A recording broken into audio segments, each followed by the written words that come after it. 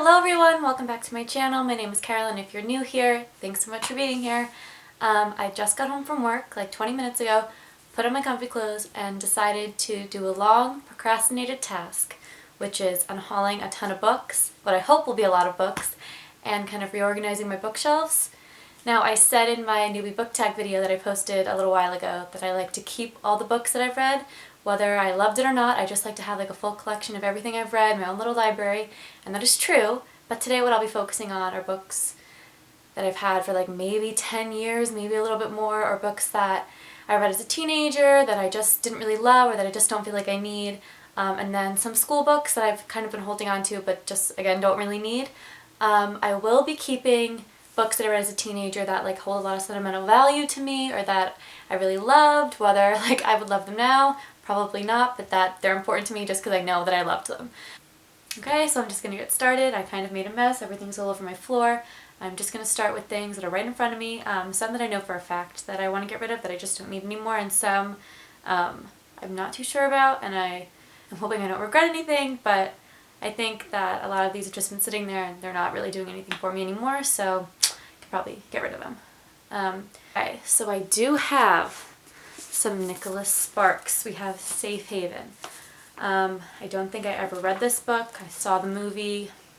Didn't do anything for me. I think if it's not The Notebook, I'm just not super interested. So yeah, I think like this is just not really my type of book anymore. So I probably can get rid of this one. Then we have somebody who I used to love. I used to read all of her books, and that is Sandra Dessen. I'm sure a lot of you are familiar. She wrote kind of like the best love stories that I read all of her books as a teen.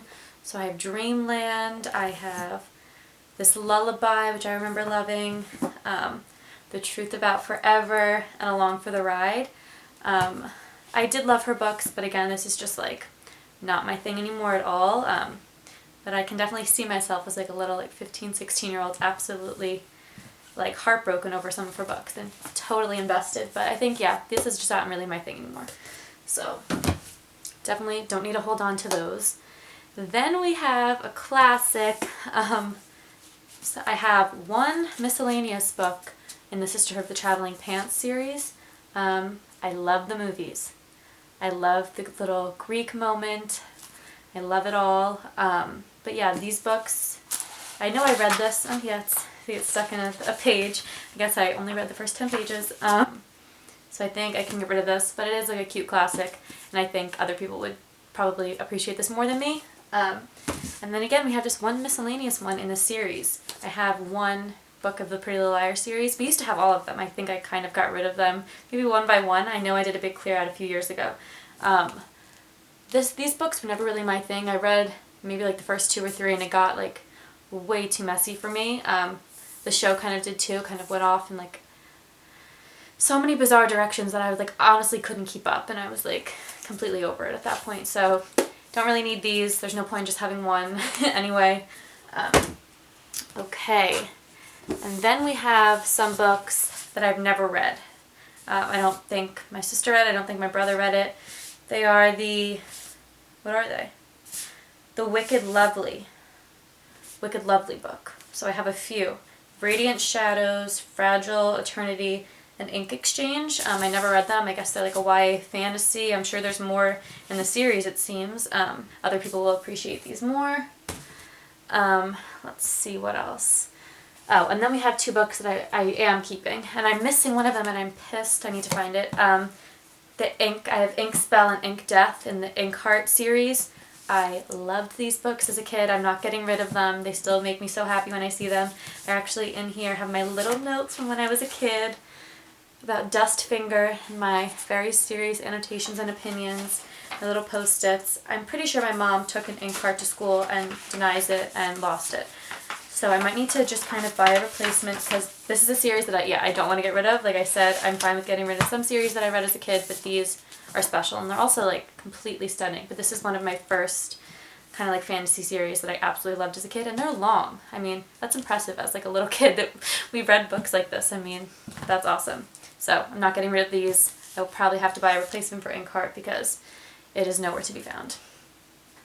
Then we have 2 books that I remember loving, but I also don't feel any attachment to and I can get rid of. So this is Shiver and Linger, really trying to profit off of the Team Jacob heartthrobs. This is about a werewolf and a girl, and they fall in love, and I remember he's like outside of her house watching her, and yeah, Sam and Grace. And I remember, I mean, I was definitely Team Jacob. Really, I was like Team Taylor Lautner. I wasn't that invested in Jacob and Edward, but I was Team Taylor Lautner, so I definitely loved these books as a kid. But again, they're doing nothing for me now. I don't need them. I can definitely get rid of them. Oh, and then we have the Hunger Games series, which I am keeping because I need to reread them / read them for the first time. If you know, you know. So I'm keeping these. Again, this was also just like one of the biggest cultural moments for like YA dystopia that kind of like set off a whole new wave of like YA dystopia, and this kind of did it first. And The Giver, but this did it like full out. So I want to read these. We have some John Green, Paper Towns. Didn't like the book, didn't like the movie. The Fault in Our Stars did something to me. I know it did for a lot of people. Always, Always, Okay, Okay. Yes, but didn't like this book. Don't need it. Then I have All the Bright Places. I don't even know if I ever read this. Let me take my Post-it out. Theodore Finch and Violet. It's like a love story. Yeah, I can give this one away. Not my thing anymore. Oh, and then this is one that I did read, Paris for One. This is a beautiful book, super cute, super cheesy. It was after I'd gone to Paris for the first time, and I like completely like resonated with the book, and I saw myself in its pages as a little teeny bopper. But somebody else will enjoy this more, so I think I can get rid of that one. Oh, and then speaking of kind of dystopia, the YA dystopia frenzy that kind of came from, you know, The Giver and Hunger Games, I don't even know what this series is called. Matched Trilogy. I never read them, and they are beautiful hardbacks, and I just like was never interested. I don't know, but they're really nice copies. I don't know which the order they go in. We have Matched, Crossed, and Reached. Interesting covers, definitely playing on that kind of Hunger Games theme there. Trying to appeal to the same audience, but I never read them at all, so I can definitely give these away to somebody who would appreciate them more. And then we have some more kind of random ones. Oh, two that I am definitely keeping. My Judy Blooms, Are You There, God It's Me, Margaret, and Blubber. I mean, I need this book always. It taught me how to increase my bust. We appreciate that. Yeah, these are books that, like, I read over and over and over again. These are like my childhood books. Keeping those. And then I have the Lena Dunham Memoir, Not That Kind of Girl, which I don't remember if it's like an ironic title or if it's a shitty title. I don't know how she used it. I do remember it talked like a lot about her health and her struggles with feeling safe in her own body, and like there definitely was like a lot of heavy topics in this. I just don't think I really need this anymore. This is kind of when I was watching Girls, the show, and like all of a sudden was like obsessed with Lena Dunham. And then we have My Sister's Keeper by Jodie Picalt. I remember my sister reading this book before me and absolutely sobbing. She was a wreck.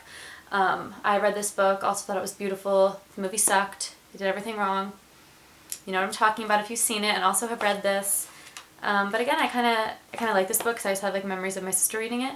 So I think I will keep this one, even though I know I'll never reread it, but I think I kind of want it anyway. Oh, and then we have When It Happens. If you read this book, please comment below and say that you read it and validate my opinions. This book did something to me as a kid. This was like the first kind of like sassy, sexy little romance, and I reread it like probably 5 times. So I think I will keep this one because it was really cute, and I just like remember rereading it and really loving it. Okay, so then I have, what even are these? Pierce, a teen fantasy. It's a YA fantasy. Does anybody know what these are? Did anybody read these? This was never read, so definitely can be given away. We don't need to hold on to these. I don't even know what they're about, but I mean, they look pretty fun and intense. Maybe I would like them when I was younger, but I don't really think it's my thing anymore. Then we have some Libba Bray. Yes, love her. A Great and Terrible Beauty and Rebel Angel. I know there's a third one, right? I don't know where that is either. We have mysterious books missing. Like, Mom, I know you took them. I loved A Great and Terrible Beauty. I remember reading it as a kid and like, I was blown away. But yeah, it's not really my thing anymore. Actually, a few weeks ago, I was like really bored and just staring at my bookshelves and just like, nothing seemed interesting to me. And I picked up Going Bovine by Libba Bray, that again we've had for years. And I read like maybe 50 pages and it's just, yeah, 70 pages. And I was like, maybe I can get into it again, but it is just like the annoying kind of sarcastic teen boy in high school who's like different than everyone else and nobody gets him, and he has like the bitchy older sister that's hot and who's super popular, and he's, yeah, this is just not my thing. I tried just to see like for nostalgia purposes, but I know people love Libba Bray, so I'm sure other people would appreciate this more. And A Great and Terrible Beauty, again, like, I loved them as a kid. I don't even know if I continued on the series after this one. But yeah, again, I just don't really think I need to hold on to these. These weren't massively important to me. Oh, then we have the Divergent series. I actually did really like these. I don't know what the hell happened with the last movie. Some sort of marketing failure. I don't really know. Why didn't it ever come out? I'm very distressed. I still think about it. So I am holding on to these ones just because I remember really liking them. And I also liked the movies. I mean, they weren't anywhere as good as, like, you know, Katniss Everdeen and her moments. I have Ferris, which I mentioned, I think, in my other video. I really liked this book as a kid. And also I remember thinking it was so cool because I had a signed copy. I, like, went to a bookstore with my mom and the author was there. She signed her name, Gail Carson Levine, and I just thought I was, like, hot shit. Like, marked down the tab as if I was gonna like lose track of the first page of the book. So I am keeping this just because I remember thinking I was like so cool, and I actually really did like this book. Then we have Abandon by Meg Gabit. She knows what it's like to die, and now death wants her back. No idea what this is. Don't think I ever read it. Oh, The Myth of Persephone, Darkly Reimagined. Oh shit, would I actually like this? I'm sure it's kind of cliche and maybe annoying, but it kind of sounds interesting. I will think about this one. I do kind of love retellings. And so then I have Claude and Monet. Oh, sorry, Claude and Camille, about Monet by Stephanie Howell. This was like a historical fiction about Monet's life, his kind of love affair, his art. This book was like a little bit ridiculous, as like a popular historical fiction tends to be. But a vividly rendered portrait of both the rise of Impressionism and the artist at the center of the movement. It's a love story, the highest romantic order. This was cute. I might keep it just because the cover's really pretty. And I remember thinking it was sweet when I read it. So we might keep that. Then we have Lolita. I don't think I would ever like donate this or sell this or give this away or whatever. Like if I don't want it on my shelves anymore, I think I would probably just put it downstairs. I do want to read this. I know that it is kind of a really popular book, has like, you know, huge cultural significance. I'm just very hesitant about getting into a book that I know will kind of be really distressing to read, like reading about a pedophile. Yeah, I know that it's a really controversial book. So I think I might try to read it, and if it just feels like too much and that it's like romanticized or that I'm uncomfortable and that I just don't really think it's necessary for me to read it, I'll put it down and maybe just put it downstairs. But I don't think this was one that I would totally get rid of. And then I have Where'd You Go, Bernadette, which was turned into a movie with Cate Blanchett, who I adore. Actually, my boyfriend's mom lent me this book because she said it was like so funny and she loved it and she wanted me to try it out, and I did try reading it. It was funny, but I think it's something that I would enjoy more in a movie than in a book, because this was just like not my kind of thing to read. So I think by unhauling it, I'm just gonna give it back to her because I know she really loved it. It was just like not my thing in book form. Then we have Deadline. This is about a kid that finds out he has like a year left to live, and what does he do with that knowledge? I don't really remember anything about it other than the fact that I read it, so get rid of that one. Okay, so this is a book I'm torn on, so definitely comment below your opinion. Like I said many times before, I have a very specific taste of historical fiction. Somebody brought this book into where I work and left it with like a little note saying that anyone take it. So I took it because, you know, free book. But it does kind of sound like the type of historical fiction that I would really dislike. But I'm hesitant to get rid of it just in case it surprises me. So comment below if you've read this book, if you think I should keep it or not, if it's worth the read. So I'll probably hold on to that one a little bit longer. East, what is this? Yeah, it's another YA book. I don't really know what it's about, but it does, like the little blurb does sound interesting. So maybe I'll keep it just in case I ever just want, you know, a YA book. It doesn't happen often, but you never know.